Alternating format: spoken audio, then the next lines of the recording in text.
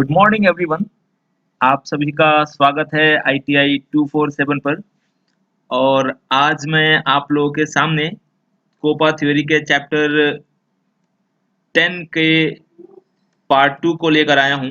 और कल मैंने आपको पार्ट 1 डिस्कस किया था और 15 क्वेश्चंस मैंने डिस्कस कर लिए थे। उसी के आगे हम लोग 16वें क्वेश्चन से शुरू करते हैं आज के सेशन को।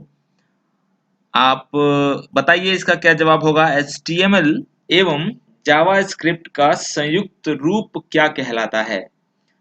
ठीक है, देखिए यहाँ पर थोड़ा सा क्वेश्चन आप लोग के लिए नया होगा, लेकिन फिर भी मैं आपको बता रहा हूँ कि जब भी इसके पहले मैंने नेटवर्किंग या इसका पहला पार्ट मैंने जब पढ़ाया था तो मैंने बताया था कि वेबसाइट जो होती है दो प्रकार की होती है, एक होती है स्टैटिक और एक होती है डायनेमिक।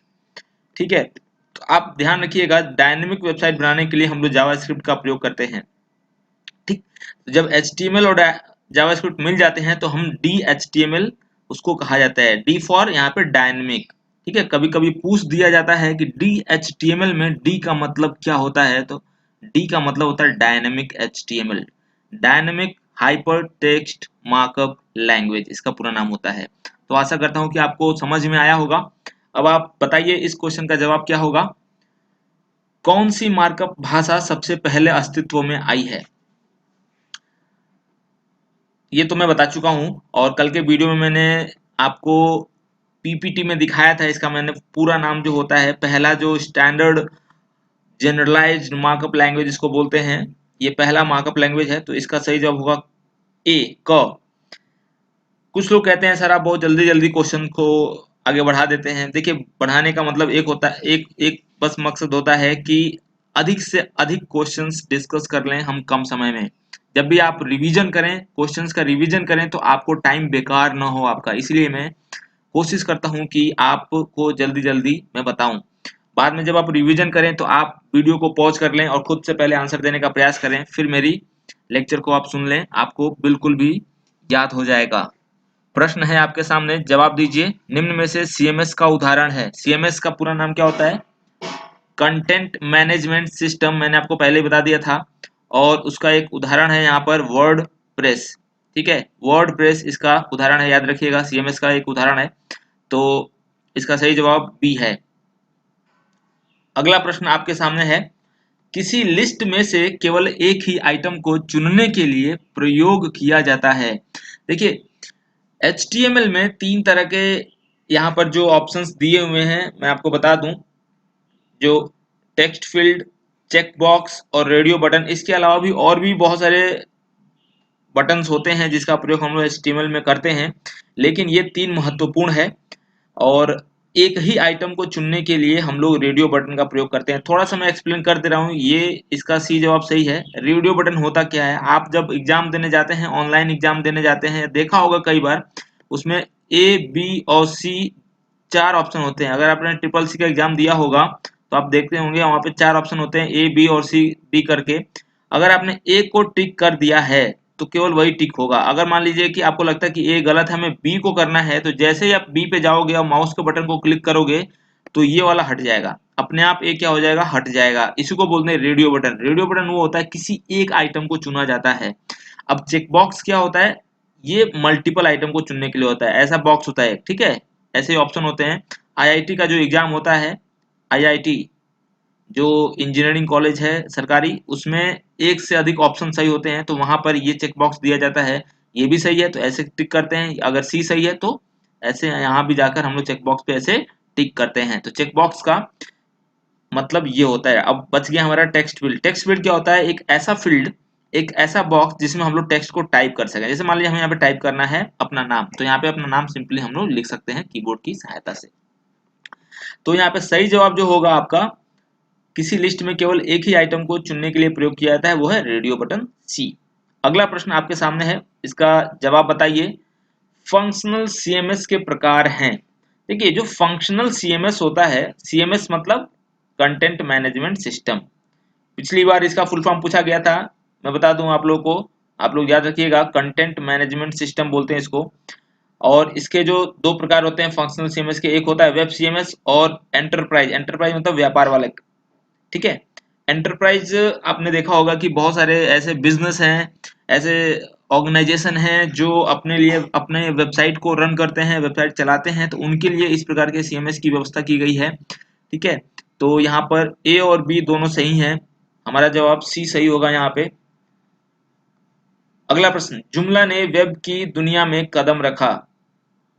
अब जुमला होता क्या है, ये एक तरीके का सीएमएस ही है, जिसकी सहायता से हम लोग वेबसाइट को बनाते हैं, वेब पेजेस को बनाते हैं इसकी इसकी हेल्प से। तो हम यहाँ पर इसके थोड़ा बहुत मतलब एक तरीके से इसकी शुरुआत कब हुई थी वो थोड़ा सा मैं हिस्ट्री देना चाहता हूँ आपको। ठीक है, ये 2003 में ही इसका निर्माण होना शुरू हो गया था, लेकिन ये फाइनली जो बना था 2005 में बना था, तो इसलिए इसका सही जवाब जो माना जाएगा 2005 ही माना जाएगा।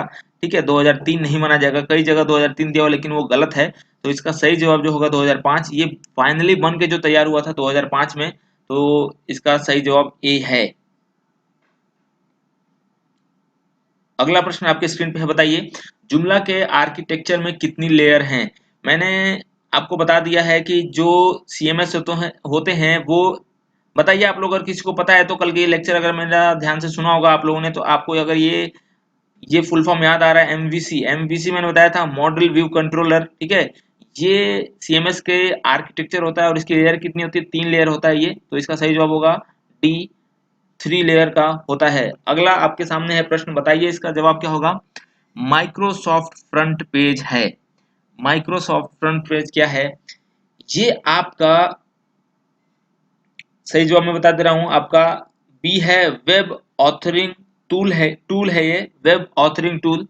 ये भी जो टूल है इसकी सहायता से हम लोग वेब पेज को बनाते हैं, वेब पेज बनाने में ये हमारी मदद करता है, ये इजी कर देता है।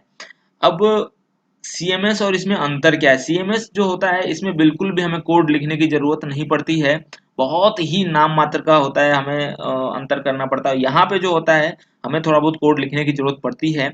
एक तरीके से आप समझ लीजिए कि ये माइक्रोसॉफ्ट का है, और ये जैसे हम लोग आपका नोटपैड होता है उसी तरीके का एक तरीके से मान लीजिए एक पेज होता है। ठीक है, थोड़ा सा एडवांस होता है नोटपैड से। ठीक है, तो इसकी सहायता से भी हम लोग पेजेस बना लेते हैं। तो माइक्रोसॉफ्ट फ्रंट पेज जो होता है वो एक वेब ऑथरिंग टूल है, याद रखिएगा इसको। निम्न में से वेब ऑथरिंग टूल कौन सा है, बताइए आप लोग यहाँ पे वेब ऑथरिंग टूल कौन सा है। तो मैं बता दूं, एक और कंपोजर जिसका नाम है, ये भी एक वेब ऑथरिंग टूल है। तो आप यहाँ पे 2 वेब ऑथरिंग टूल याद कर लीजिएगा, एक कंपोजर और एक माइक्रोसॉफ्ट का जो मैंने अभी पिछले क्वेश्चन में बताया है, ये web authoring tool Microsoft front page, ये दोनों बहुत ही महत्वपूर्ण है, तो आप लोग याद रखिएगा, कभी कभी पूछ दिया जाता है। वेबसाइट का इनिशियल पेज क्या कहलाता है, किसी भी वेबसाइट का जो पहला पेज है, इनिशियल पेज होता है, उसको हम लोग क्या बोलते हैं, first page, start page, home page, बताइए आप लोग। तो होम पेज बोला जाता है उसको। तो ये बिल्कुल याद रखिएगा, ये क्वेश्चन आ भी चुका है आपके एग्जाम में। नेक्स्ट क्वेश्चन आपके स्क्रीन पर है, बताइए HTML फॉर्म में इनपुट लेने के काम आते हैं। इनपुट लेने के लिए मैंने अभी आपको बताया, चेक बॉक्स भी प्रयोग होता है, टेक्स्ट बुक भी प्रयोग होता है, रेडियो बटन भी प्रयोग होता है, तो इसका उपरोक्त सभी सही जवाब होंगे। ठीक है, अब अगर ये कह दे कि इनपुट, मल्टीपल इनपुट लेने के लिए कौन सा प्रयोग करते हैं, एक से ज्यादा इनपुट लेने के लिए तो चेक बॉक्स, सिर्फ एक इनपुट लेने के लिए तो रेडियो बटन, और टाइप करने के लिए, इनपुट लेने के लिए टाइप, तो उसके लिए टेक्स्ट बुक। ठीक है, तो आशा कर रहा हूं कि आप लोगों को चीजें समझ में आ रही हैं। अगला प्रश्न जो आपके सामने है, बताइए, ये तो बहुत ही आसान है, कल मैंने इसको एक्सप्लेन किया था। एक वेब पेज का संपूर्ण कंटेंट किस टैग में बंद रहता है, तो जो संपूर्ण कंटेंट होता है वेब पेज का वो बॉडी टैग में बंद रहता है, तो इसका बी ऑप्शन सही होगा। और जिन्हें भी समझ में नहीं आ रहा है, कल का वीडियो जाकर जरूर देख लें एक बार। और ये ऐसे वीडियोज हैं, ऐसे क्वेश्चंस हैं जिन्हें आप दोबारा आपको देखना चाहिए कभी बाद में, 10 दिन बाद, 15 दिन बाद, जिससे कि आपको रिवीजन होता रहे, और अगली बार जब भी आप वीडियो को देखें तो मेरे बोलने से पहले आप क्वेश्चन का जवाब देने की कोशिश करें, और अगर आप नहीं दे पा रहे हैं तो वीडियो को पॉज कर दें और फिर सोचें फिर दें। इमेज टैग के द्वारा वेब पेज में जोड़ी जाती है। अब ये जो टैग होता है, आईएमजी टैग बोलते हैं उसे, आईएमजी टैग, इसके द्वारा हम एचटीएमएल में इमेजेस को जोड़ते हैं, तो इसका सही जवाब होगा ए। आईएमजी टैग कभी कभी क्वेश्चन ऐसे भी पूछ देता है कि HTML में इमेज को जोड़ने के लिए सही टैग क्या है, और दे देगा ऑप्शन, दे देगा IMG, ये सही टैग है IMG। और टैग में अगर ऐसे लिखे रहेगा इमेज IMAGE, वो गलत है। ठीक है, ये भी ऑप्शन दिया हुआ था जब ये क्वेश्चन आया था, तो ये गलत है। आपका जो IMG यही स्पेलिंग होना चाहिए, IMG टैग होता है, यही इमेज को एंटर करने के लिए प्रयोग किया जाता है। अगला प्रश्न आपके स्क्रीन पर है, बताइए क्या है इसका जवाब। आई है ये, आई मैंने कल बताया था, ये क्या तात्पर्य है, इससे क्या करते हैं हम लोग, इटैलिक कर देते हैं। अगर हमारा कोई टेक्स्ट है, अगर उसके बीच में, अब उसके किनारे अगर ये लग गया हमारा, तो वो उस टेक्स्ट को क्या कर देगा, इटैलिक कर देगा, तिरछा कर देगा, ऐसे लिखा हुआ कर देगा। तो इसका सही जवाब है डी, इटैलिक करने के लिए आई का प्रयोग किया जाता है। वेब पेज का टाइटल किस टैग की सहायता से लिखा जाता है। भाई ये तो बहुत ही आसान है, मैं चाहता हूं कि सभी लोग इसका जवाब दें, और इसका सही जवाब है बी, टाइटल टैग का प्रयोग किया जाता है। पीओपी का विस्तार क्या है, बताइए आप लोग। और पीओपी का विस्तार ये बहुत ही आसान है, पोस्ट ऑफिस प्रोटोकॉल कहते हैं इसे। तो इसका बी ऑप्शन सही है, पोस्ट ऑफिस प्रोटोकॉल। ठीक है, आशा करता हूं कि आप लोग को समझ में आ रहा होगा। ये मेरा नेटवर्किंग का क्वेश्चन मैंने आपको बता दिया है कि जो आपके एसएमटीपी और पीओपी प्रोटोकॉल जो होते हैं वो आपके ईमेल के लिए प्रयोग किए जाते हैं। जिन लोगों को भी समझ में नहीं आ रहा है, जाकर वो वीडियो देख लें मेरा नेटवर्किंग का, बहुत कुछ उसमें क्लियर मैंने आपको बताया है, समझाने की कोशिश की है।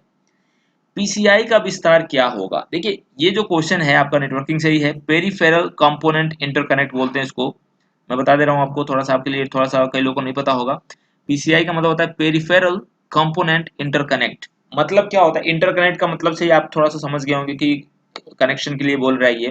तो हमारे मदरबोर्ड पे जो एक पीसीआई स्लॉट होता है उसको बोलते हैं हम लोग, पीसीआई स्लॉट उसको बोलते हैं। वहां पे क्या होता है कि डिवाइस को जोड़ने के लिए, एक तरीके से आप समझ लीजिए कि एक ये हार्डवेयर डिवाइस है, तो उससे हम लोग नेटवर्किंग के डिवाइसेस को जोड़ते हैं। ठीक है, तो ये इसका फुल फॉर्म होता है पेरिफेरल कंपोनेंट इंटरकनेक्ट, याद रखिएगा, आसान है बहुत। पीवीसी का विस्तार क्या होगा। ठीक है, पीवीसी का विस्तार क्या होगा, तो बताइए अगर किसी को पता है तो। कंप्यूटर में पीवीसी जो होता है वो आपका परमानेंट वर्चुअल सर्किट इसको बोलते हैं।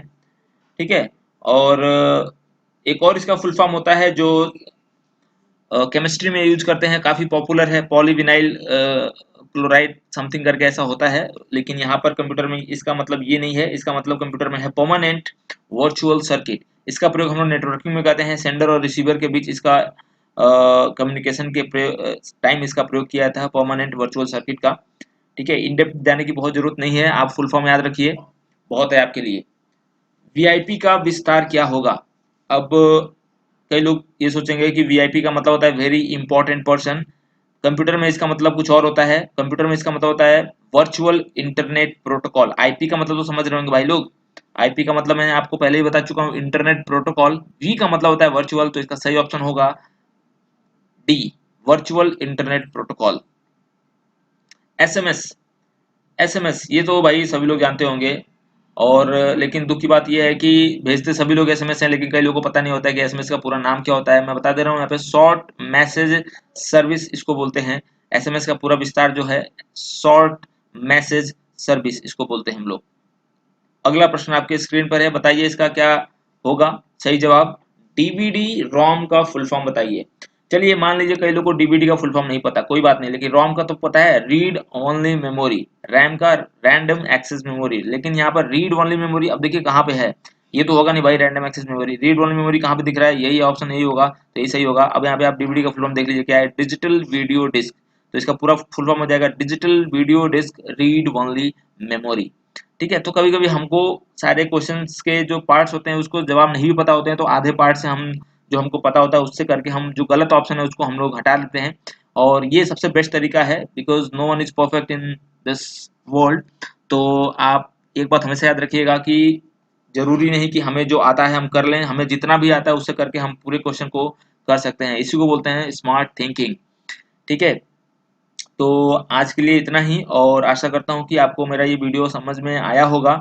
और अगर आप इस वीडियो को लाइक किए हैं, आपको पसंद आ रहा है, तो अपने दोस्तों को शेयर करें, और अधिक से अधिक इसको लाइक कर दें, और अगर आपने अभी मेरे चैनल को सब्सक्राइब नहीं किया है तो जो आपको लोगो दिख रहा है इसको क्लिक करके चैनल को सब्सक्राइब कर दें और बेल आइकन को क्लिक कर दें, जिससे कि आगे की नोटिफिकेशन आपको मिलती रहे।